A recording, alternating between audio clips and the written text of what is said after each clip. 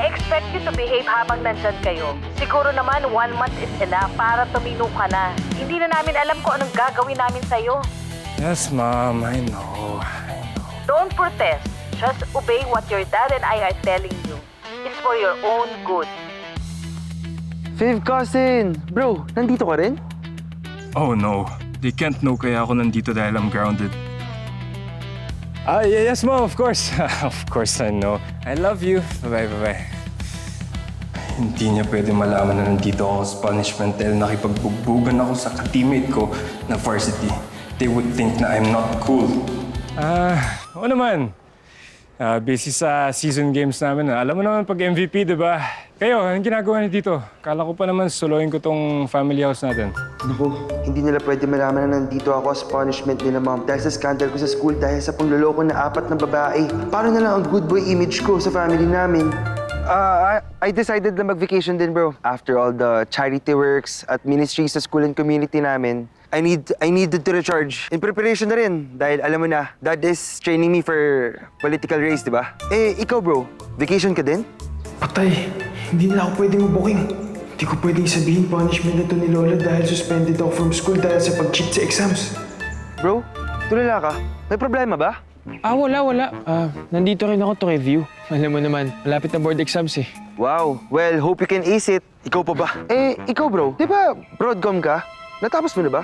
Ay, hindi nila alam na natanggal ako as mascom. Irregular student ako na in danger of getting kicked out. Ay, yeah. Buti na banggit mo. Kaka-graduate ko lang this year. Init, brother. Tara, pasok na tayo. Brother, kumusta ka na, ha? Tara. Long time, Ano? Tara. Nako, kailangan ko mauna and to get the best room. At alam ko kung alin dito yun. Mga bros, itong room na to, kunin ko na. Dito rin kasi ako palagi pag nagbabakasyon dito. As usual, sa kanya na naman yung best. Grabe talaga lumamang tong mokong na to. Okay lang ba? Okay lang, bro. Go lang. Sa'yo na yan. Kailangan ko sumaunahan.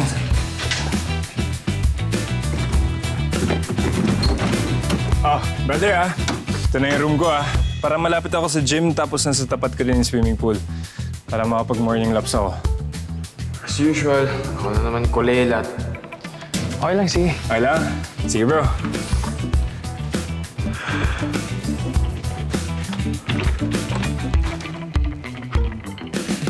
Wisit, magliligpit pa ako. Wala man bang caretaker dito? Ay, nga pala, bodega pala to ni Lola. Okay ka lang ba dito? Oh no, ang dumi-dumi pala dito. Ay, anyways, gusto mo bang tulungan ka namin dito? Please say no. Wow, talaga ba? Sa tamad yung yan, tutulong kayo? Kaunting dumi lang naman to eh. Kaya ko to. Sige una na ako sa room ko. Sige. Ay, ayos. Ayoko na magligpit dito. Hassle. Sige, bro. Settlein ka muna.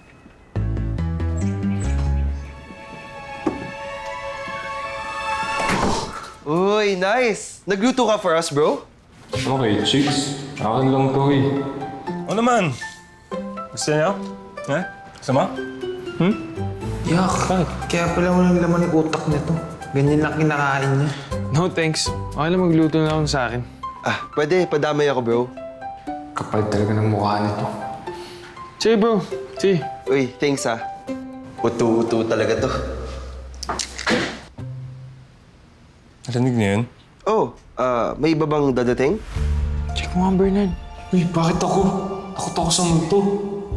Hindi, ano lang. Hangin lang yun. Sigurado ako. Wala nang darating. Sige, ako na magche-check. Go. Pigilan niyo ako, please. Oh, gusto mo? Ikaw na mag-check. Sus, takot ka rin pala eh. Sige na, ako na.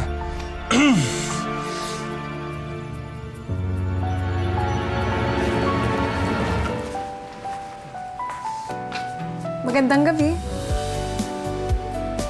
Good evening. Mabuti na lang hindi multo. O hindi nga ba? Good evening. Ganda naman ito. Akin na to. Ay, magandang gabi. Sino ka? Mabuti na lang hindi multo. Ako nga pala si Jocelyn. Ako yung anak ng caretaker dito. May sakit kasi si nanay kaya ako muna yung tatao dito. Huwag kayong mag-alala. Hindi ako multo. Tao ako.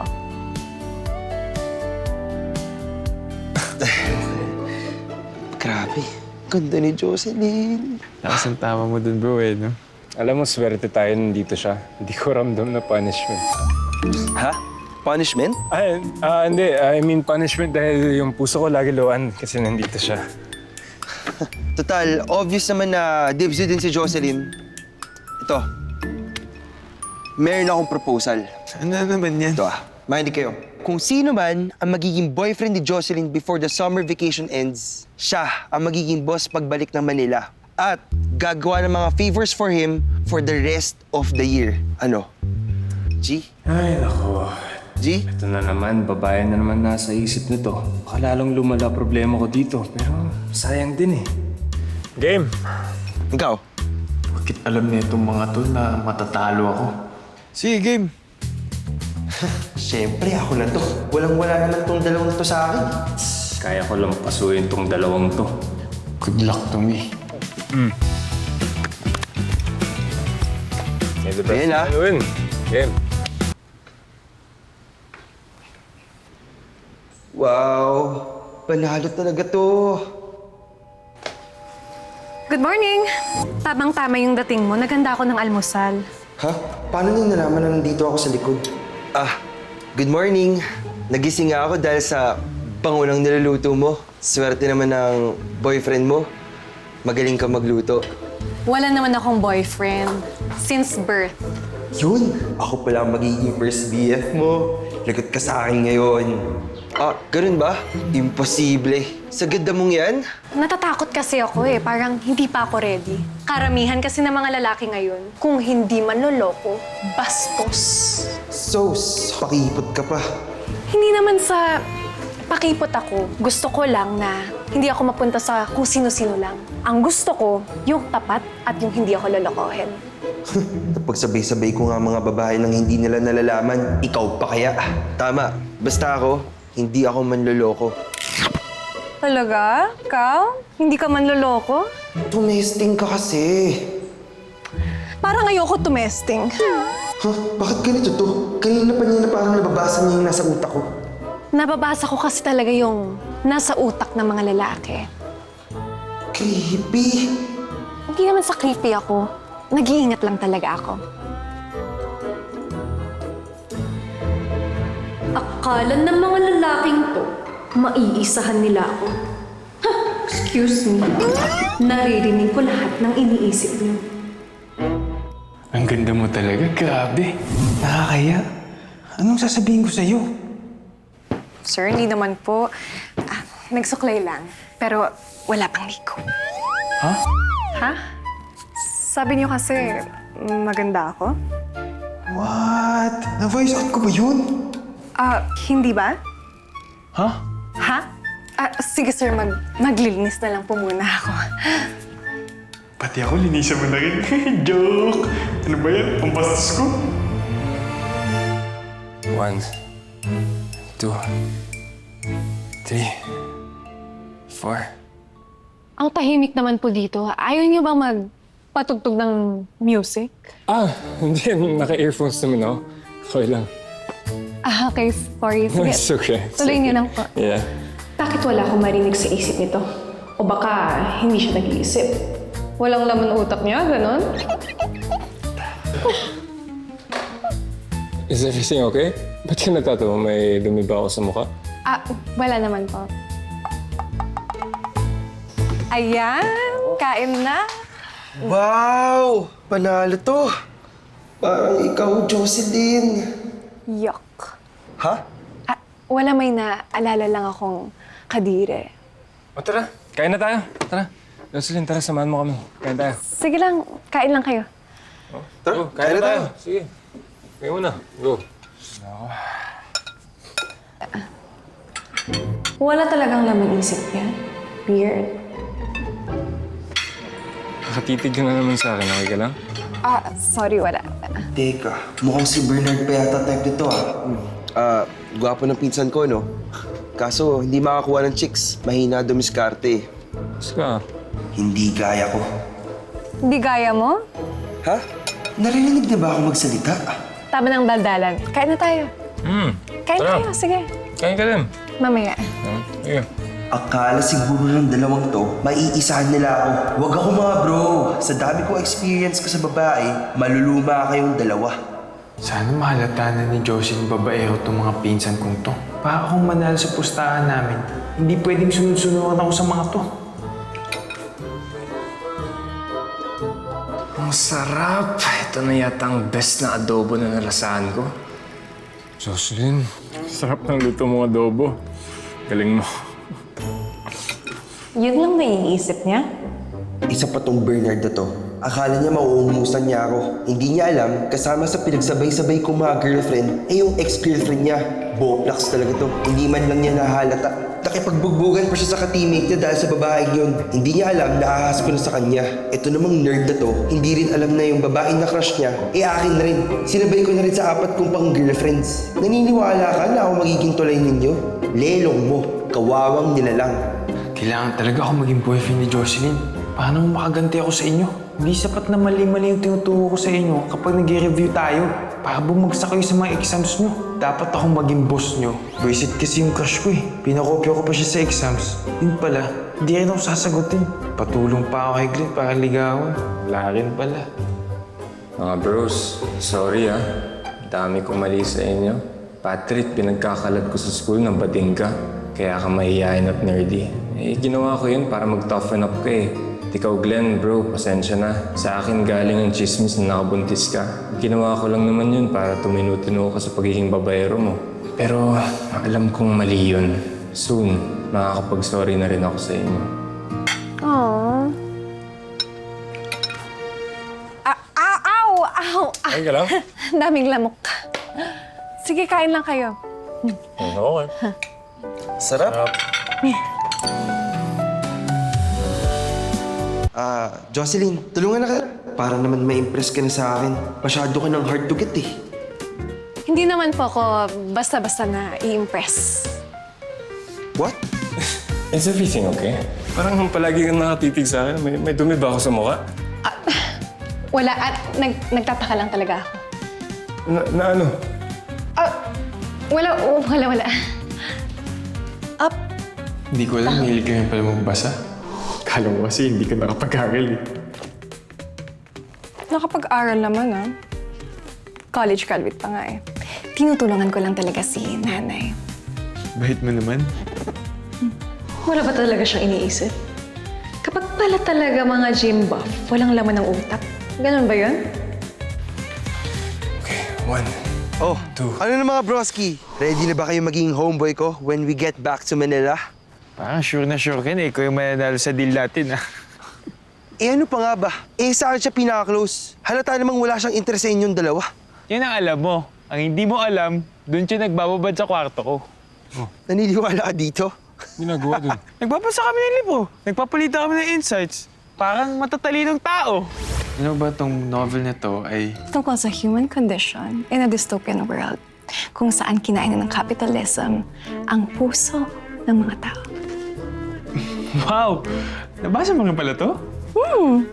Nabasa ko ang iniisip mong sabihin. I love you. Magbasa na nga lang tayo. That's so lame. Sa tingin mo, magiging girlfriend mo siya ng ganun? Ang mga gusto ng mga probinsyana, katulad ko, pogi, charismatic, smooth, Rizzler. Lahat na nasa akin. Huwag ka pa sigurado. Allergic din siya sa mga babaero katulad mo. Sarap pala maglinis, no? Nakakalimutan ko mga problems ko. Marami ka talaga magiging problema kung maraming babae sa buhay mo. What? Hindi ako ganun, no? Talaga? Tanungin kaya natin yung girlfriend ni Bernard or kaya naman yung crush ni Patrick. Ha? Paano mo nalaman yun? Ako pa! Kaya pala sinisiraan niyo ako sa kanya. Lagi niyong ini-insist na marami daw akong babae. Tsaka sinusunod ko raw yung mga girlfriends niyo, pati crushes niyo. Ano? I mean, paano naman niya malalaman yun kung hindi niyo sinasabi, di ba? You play dirty. Hindi na namin kasalanan na player ka at nabubuking ka. Baka kinakarama ka na sa mga kalokohan mo. Ha? Ano sabi mo? Oo, tama na. Hoy, nag-aaway na naman kayo dahil sa babae. Kakalimutan niyo po magpinsan tayo, ha? Pa naman yan, pangit tignan, hoy. Ayos nga kayo. Lahat ng mga kalokohan nyo, babalik at babalik sa inyo. Tinuring ko kayong best friends, pero nagawa niyo kong siraan dahil lang sa babae. Well, worth it naman siya. Pero para to use my past against me, that's below the belt. Pwede mo ikwento sa akin yun, ah. Wala. Pressured lang. Sina mom and dad kasi, after kong graduate ng political science, pressured naman ako na mag-take ng law. Habang nag-organize ng mga charity works, habang nag-train for politics, habang gumagawa ng mga groups for a cause. Ang dami-dami. They pressure me to do my best. Kahit mediocre lang naman ako. Nakakapagod. Bakit di mo na lang sabihin sa kanila? Hindi nila magugustuhan yun. They have high expectations of me. Nag-overcompensate tuloy ako. Nadadaan ko sa pagiging babaero para lang maisalba ang ego ko. Oo nga. Ha? Ha?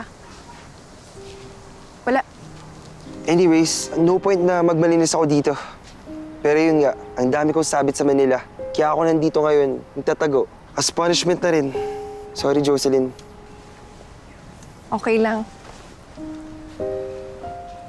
Sorry kung umaasa ka o naramdaman mo na nalilidoan kita. Pero I think I have to work on myself muna bago kita mapagbigyan na maging tayo. Wow ha! Lakas naman ng hangin ito. Ano ba ang mali sa amin? Buong buhay namin, ako na lang lagi umiintindi sa kanila. Ngayon para bang ako pa yung may kasalanan sa mga nangyayari dahil sa mga kalokohan nila? Baka naman kasi, hindi ka lang din nila naiintindihan. Ha? Esther, kung may problema ka, pwede ka magsabi sa akin, ha?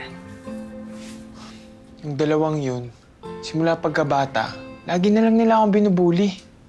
Porque nerd ako, lampa, panabla. Kaya hindi ako makadiskarte sa mga babae o kahit saan. Lagi na lang nila akong binabasag. Kaya dinadaan ko naman sa pagiging academically excellent. Para at least, sa isang aspect, malamangan ko man lang sila. O, di ba? May advantage ka na sa kanila. Ibig sabihin, hindi mo dapat nafe-feel na less ka sa kanila. Ibig sabihin ba nun, pipiliin mo na ako? Pipiliin? Saan? Ah, wala. Sige, maglilinis lang po ako dito. Salamat sa payo. Okay, kailangan ko matapos yung 3 laps within 5 minutes. Let's go! Kakaiba naman tong isang to. Walang laman ng isip kundi exercise niya. Hindi man lang niya iniisip yung dalawang pinsan niya at yung sama ng loob nila. Jocelyn, tara! Swimming tayo! Sige lang po. Marami pang gagawin. Sa kanilang tatlo talaga, ito yata yung walang bubog at puro kalokohan lang ang alam. Ay, sayang. Ikaw kasi, kahit masira yung samahan natin, basta makawala yung babae. Hindi ba ikaw yun? Kahit mapahama kami mga brothers mo, tandaan mo bro, above lang yan. Nagkaalat yan dyan. Pero yung samahan natin, hindi mo basta mapupulot lang. Ano ba kayong dalawa, ha? Masyado niyong dinidibdib yung deal kay Jocelyn, eh. Hindi niyo ko gayahin, chill lang. Kunwari ka pa. Ikaw ngayon pa ilalim yung banat dyan eh. Bakit? Relax lang naman ako, ah. Kung ayaw niyo sa akin, edi wag. Kung gusto, edi go. Wow! Idol ah. Oh, Brad.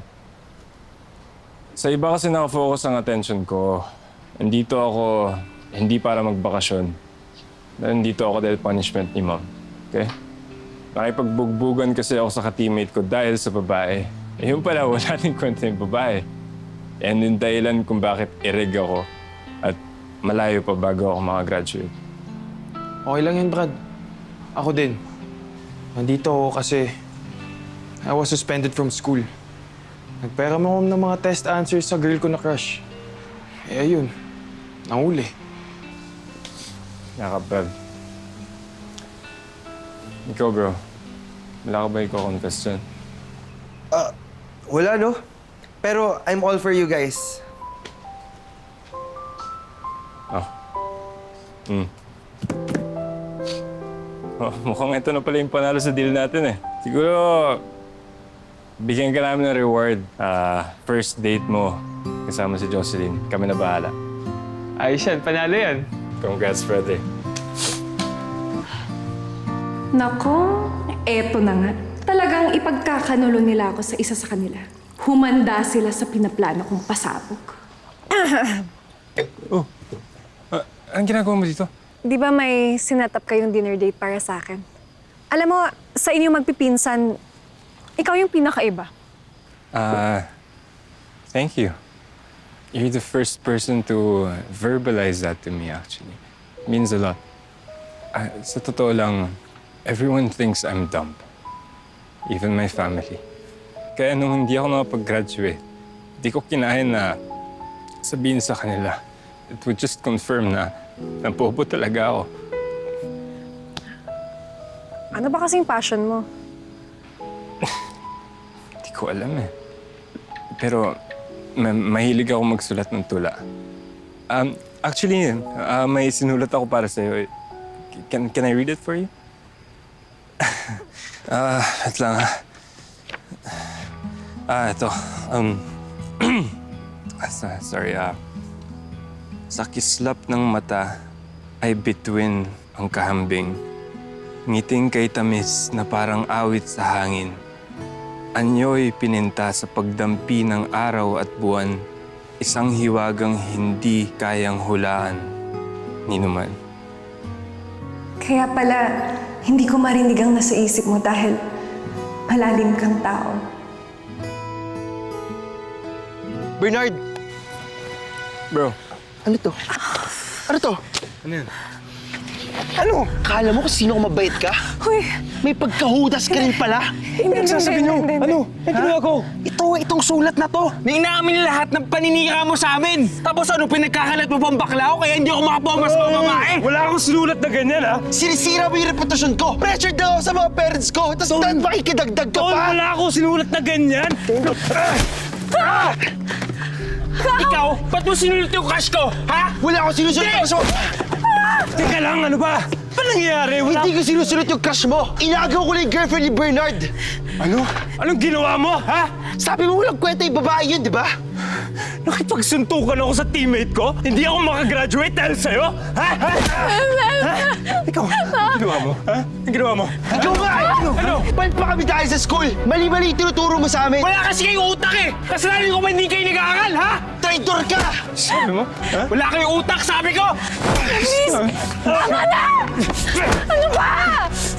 Sagutin mo to! Bakit mo kami sinisiraan kay Jocelyn? Wala nga ako sinulat na ganyan! Oo nga! Ba't mo kami sinisiraan? Ano ba ang problema mo? Wala ka talaga utak eh, no? Sandali lang! Sandali! Ako ang nagsulat niyan! Paano mo nalaman lahat yan? Maniwala man kayo sa hindi. May abilidad ako. Nababasa ko yung mga naisip yung naririnig ko. Nainis kasi ako sa inyo dahil pinagpustahan niyo ako eh. Kaya ginawa ko lang yun para makaganti. Naniniwala ka dito? So you can read minds? Kaya pala alam mo lahat? And hindi ba unfair yun? Sinisira mo kami magpipinsan? Hindi, Bernard, please. I'm sorry. Ginawa ko lang naman yun dahil hindi ko mabasa yung isip mo. Kaya siniraan ko kayo magpipinsan. Pero ngayon alam ko na. Alam ko na kung bakit hindi kita mabasa. Dahil napakalalim mong tao. Ang daming mga bagay na tumatakbo sa isip mo kaya hindi ko maintindihan.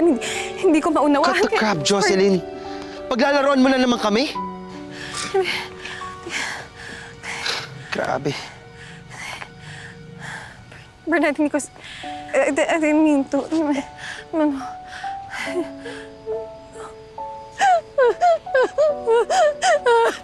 I'm sorry, Bernard. No.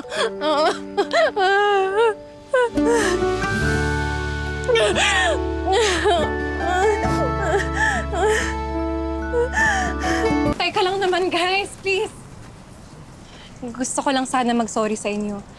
Kasi gina-judge ko kayo eh. Ako naman talaga tong may mali. Hindi tama na nanghihimasok ako sa mga isip niyo. Oo, mali kayo pero mali din na ginagamit ko yung powers ko para sirain ko yung pasensya na. Nag-promise na ako sa sarili ko, hindi ko na ulit gagamitin powers ko.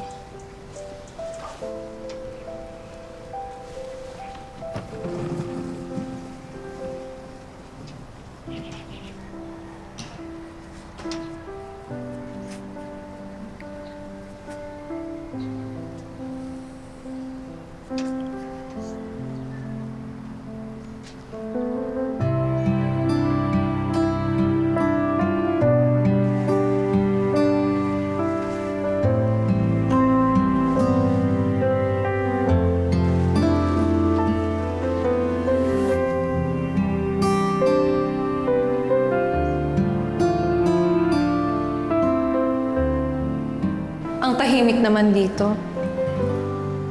Nakakamiss yung ingay.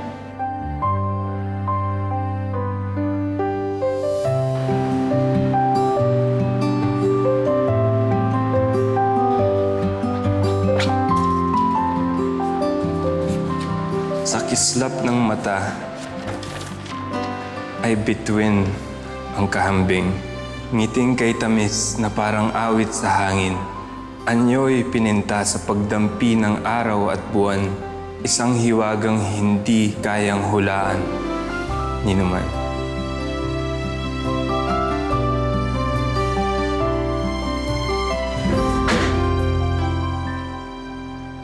Sino yan? Minumulto ba ako? Hi. Bernard? Anong ginagawa mo dito? Nako, hindi ko na mababasa yung utak mo. Tinigilan ko na yan. May nakalimutan kasi ako. Ha? Sino? Oh, sino? Assuming, bakit tao agad iniisip mo? Sorry. Andito ba? Hanapin ko. Anong kailangan mo? Actually, yes. May naiwan ako na tula.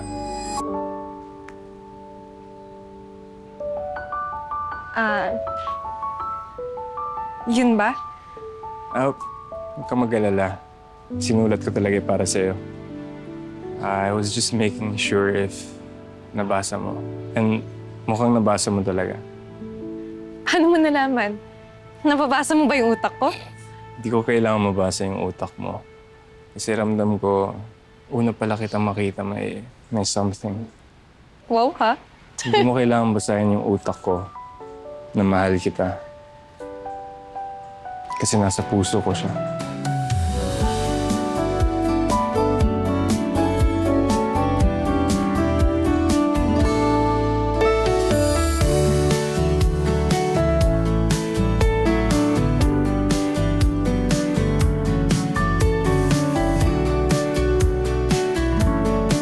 Madam, this Sunday ha, magdi-day off po kami. Of course! You can do whatever you want. And swim, you can enjoy. Just take good care of the house. Anong Kiminatics to? Oh, Tapos kapangalan mo pa si Madam Kim Yu. Ano, nagpapanggapang ikaw si Madam? Hi, Kim.